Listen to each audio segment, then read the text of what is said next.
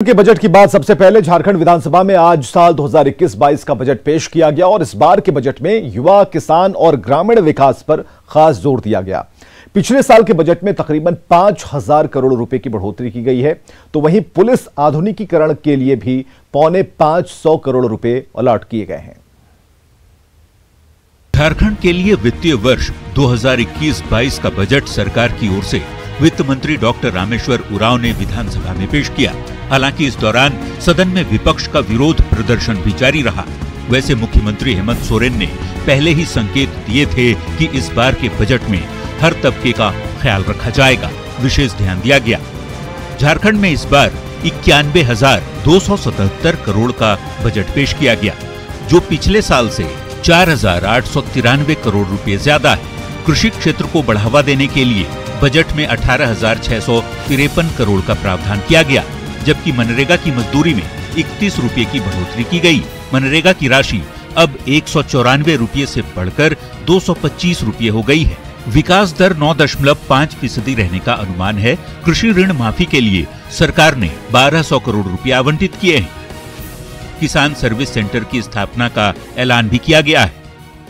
ग्रामीण अर्थव्यवस्था को बढ़ावा देने के लिए इस बजट में ग्रामीण विकास विभाग, जल संसाधन विभाग, कृषि पशुपालन विभाग, सहकारिता विभाग यह हेतु समेकित रूप से लगभग 18,653 करोड़ रुपए का प्रावधान किया जा रहा है, जो ऐसी विषम परिस्थितियों के बावजूद वित्तीय वर्ष 2020-21 से लगभग 11% अधिक है।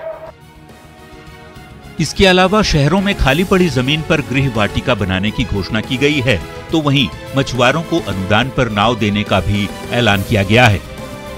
किसान समृद्धि योजना के लिए 45.83 करोड़ का प्रावधान किया गया। 2021-22 में गुरुजी किचन योजना की शुरुआत की जाएगी। बिरसा ग्राम योजना के लिए 61 करोड़ रुपए दिए गए हैं। 24 नगर निकायों में सॉलिड वेस्ट मैनेजमेंट की व्यवस्था का ऐलान किया गया है। लघु ग्रामीण जलापूर्ति योजना के तहत हर घर पानी पहुंचाने का लक्ष्य है। आदिवासी छात्रों के लिए छात्रवृत्ति योजना भी शुरू की गई है, जबकि 2021-22 में 69 एकलव्य विद्यालय भी स्थापित किए जाएंगे। साथ ही शहीदों के जन्म स्थल को आदर्श ग्राम के तौर पर विकसित भी किया जाएगा। वैसे झारखंड में कानून व्यवस्था को गति देने के लिए गृह, कारा और पुलिस विभाग के लिए 476.80 करोड़ के बजट का प्रावधान किया गया है, तो वहीं बिजली उत्पादन के क्षेत्र में प्रदेश को आत्मनिर्भर बनाने की भी तैयारी है। इसके अलावा जो अहम बातें इस बजट की रही, उनमें पर्यटक स्थलों को बेहतर सड़कों से जोड़ने की घोषणा, आओ पढ़ें और खूब पढ़ें पर सरकार का खास जोर, खेल और खिलाड़ियों के लिए स्पोर्ट्स हंट की घोषणा शामिल है। तो कुल मिलाकर झारखंड के इस बार के बजट में किसान, युवा, शिक्षा, स्वास्थ्य, ग्रामीण विकास, सड़क सहित कई योजनाओं की बेहतरी के लिए राशि आवंटित की गई है। अब सरकार की घोषणाओं के जमीन पर उतरने की उम्मीद की जा रही है, ताकि बेहतर झारखंड, उज्जवल झारखंड की परिकल्पना साकार हो सके। न्यूज़ 18 के लिए रांची से अविनाश कुमार के साथ ब्यूरो रिपोर्ट।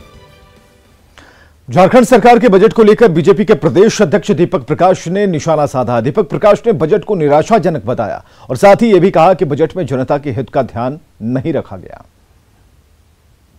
इस सरकार इस बजट में कहीं पर भी इंफ्रास्ट्रक्चर्स में जो मूलभूत आधारभूत संरचना होता है विकास का और उसके माध्यम से रोजगार का सृजन होता है, इसका उल्लेख तो किया है, लेकिन ये बताने का काम नहीं किया है कि पिछले साल के बजट में जितने प्रावधान किए गए थे उसका कितने प्रतिशत खर्च हुए। आप 91,000 करोड़ का बना दीजिए, 80,000 करोड़ का बना दीजिए, लेकिन आज इस राज्य की सरकार को इस बात का उल्लेख करना चाहिए था विधानसभा में कि पिछले जो इन्होंने जो घोषणा किया था पिछले बजट में, उसको डिपार्टमेंट वाइज विभाग से उन्होंने कितने पैसे का खर्च किया था। जिस प्रकार का बजट है हम कह सकते हैं कि एंटी पीपुल्स है। उतना ही नहीं, गरीबों के पेट पर प्रहार करने वाला यह बजट है।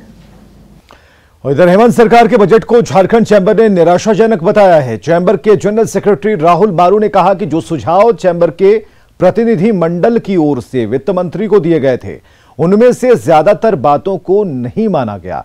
साथ ही यह भी कहा कि बजट में राज्य में उद्योग के विकास, पलायन और रोजगार को लेकर स्पष्ट दृष्टिकोण नजर नहीं आया। अर्थशास्त्रियों ने भी बजट को औसत से नीचे करार दिया है। चैंबर के पॉइंट ऑफ व्यू से बहुत ही निराशा भरी है ये बजट। जो हमने सरकार को सुझाव और कुछ मांग रखे थे वो पूर्णतः इस बजट में कहीं नहीं दर्शाए जाते हैं।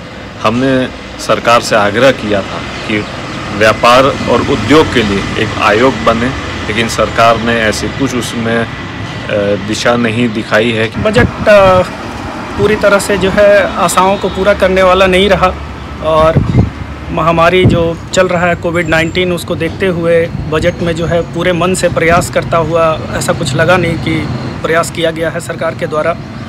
और रूरल डेवलपमेंट पे एक्सपेंडिचर ज़रूर बढ़ाया गया है, लेकिन जो प्रवासी मजदूर हैं उनका एम्प्लॉयमेंट का क्या होगा उस पर ज़्यादा कुछ फोकस नहीं किया गया है। जैसा बजट लग रहा है जैसे चुनावी साल में हम लोग आ गए हैं, लेकिन ऐसा है नहीं। अभी तो गवर्नमेंट को बहुत काम करना है, तो कोई एक लॉन्ग टर्म विजन भी लिया जा सकता था। इधर झारखंड में हेमंत सरकार के बजट को आम लोगों ने भी निराशाजनक बताया है। रांची के लोगों का मानना है कि इस बजट में सरकार की कोई दूरदर्शिता नहीं दिखती और न ही विकास का कोई रोड मैप दिखता है। लोगों का मानना है कि राज्य सरकार ने स्वास्थ्य से लेकर रोजगार और महिला सुरक्षा से लेकर महंगाई कम करने तक पर कोई कदम नहीं उठाया। वित्त मंत्री का बजट देखा, राज्य के विकास को लेकर क्या कहना चाहेंगे? वित्त मंत्री जी का बजट तो बहुत सुनने में तो बहुत अच्छा लग रहा था सर, लेकिन ऐसा है कि हमारे राज्य में जो हेल्थ सेक्टर है उसका क्या होगा। अभी कोविड-19 से हम लोग जूझ रहे हैं, लोग परेशान हैं। कोविड-19 से कैसे निकला जाए, इस पर तो कोई भी बात नहीं हुई। हमेशा केंद्र को कोसा जाता है कि केंद्र से ये नहीं मिल रहा है, वो नहीं मिल रहा है, पर ऐसा तो कुछ भी ऐसा नहीं। केंद्र की तरफ से तो सब कुछ मिल ही रहा है, लेकिन हम लोग कोविड-19 का जो अभी वैक्सीनेशन हो रहा है, इस पर भी लोग परेशान हैं। कैसे मिलेगा, पैसे कितने लगेंगे, कोई भी कुछ भी इनके तरफ से कोई भी बजट में ऐसा कुछ भी नहीं पेश किया गया। यहाँ तो रोजगार है ही नहीं, न नौकरी है, न नौकरी के लिए कुछ निकाला जा रहा है। यही सब ना कहना कि रोजगार पर फोकस किया गया, नौकरी पर फोकस नहीं किया गया। नौकरी पर कोई फोकस नहीं किया गया है, नौकरी के बारे में बोला जाता है। इस बजट में औरतों के प्रति कोई भी जैसे होता है ना, कोई भी कानून जो है धरातल पे बेनिफिट नहीं आया है। मैं झारखंड सरकार से ये बोलना चाहता हूँ कि औरतों के प्रति जो सम्मान जो है उनको समझे।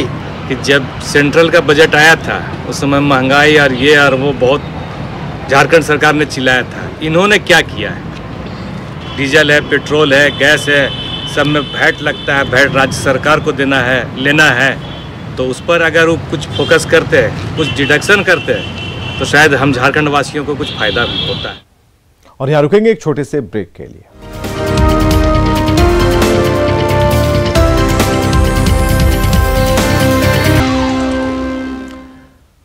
गिरिडीह से खबर, जहां के तीसरी में अवैध माइका खदान में फंसे 2 मजदूरों का अभी तक कोई पता नहीं है। 24 घंटे बीत जाने के बाद भी मजदूरों का कोई सुराग नहीं लग पाया है।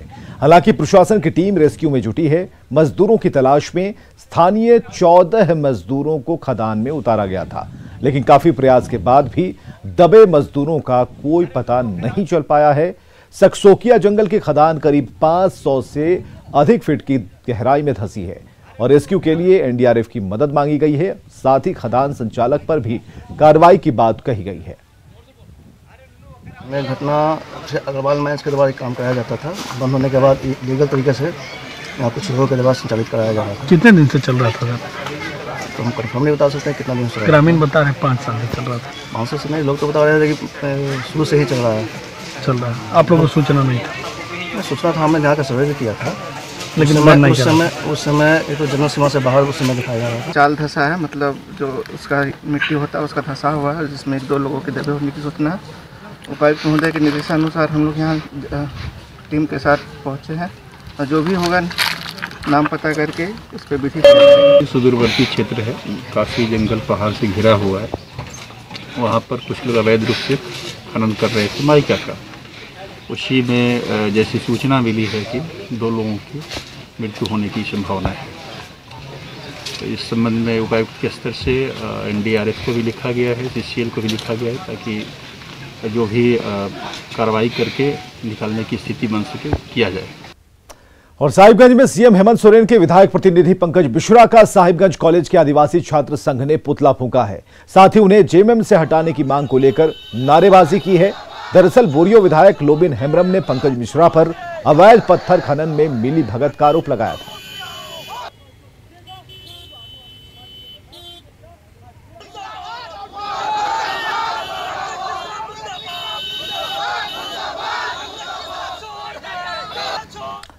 रांची की मेयर आशा लकड़ा के नेतृत्व में रांची नगर निगम के प्रतिनिधिमंडल ने राजभवन में राज्यपाल द्रौपदी मुर्मू से मुलाकात की। प्रतिनिधिमंडल ने वार्ड पार्षद रोशनी खलको की रिहाई की मांग की और साथ ही रांची पुलिस की कार्यशैली पर सवाल उठाए हैं। राज्य में लगातार हो रहे दुष्कर्म के मामले पर हेमंत सरकार को घेरा है और दरअसल 4 जनवरी को किशोरगंज चौक पर मुख्यमंत्री हेमंत सोरेन के काफिले को रोकने की कोशिश हुई है और इस मामले में 77 लोगों के खिलाफ पुलिस ने नामजद प्राथमिकी दर्ज की, जिनकी गिरफ्तारी अब भी जारी है। और इसी सिलसिले में पिछले दिनों वार्ड पार्षद रोशनी खलको ने कोर्ट में सरेंडर किया था। कोर्ट ने उन्हें न्यायिक हिरासत में जेल भेज दिया है और ऐसे में मेयर आशा लकड़ा के नेतृत्व में निगम के प्रतिनिधिमंडल ने राज्यपाल से मुलाकात कर वार्ड पार्षद की रिहाई की मांग की।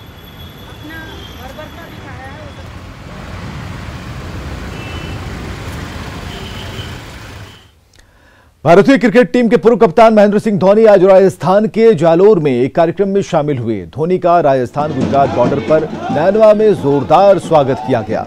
धोनी उसके बाद सड़क मार्ग से जाखल गांव पहुंचे, जहां उन्होंने एक स्कूल का लोकार्पण किया और कार्यक्रम में उनके प्रशंसक बेकाबू हो गए। प्रशंसक धोनी से हाथ मिलाने और ऑटोग्राफ लेने के लिए उतावले हो रहे थे।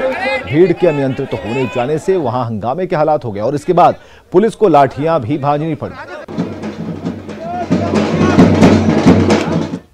और खबरें लगातार जारी हैं, बने रहिए हमारे साथ।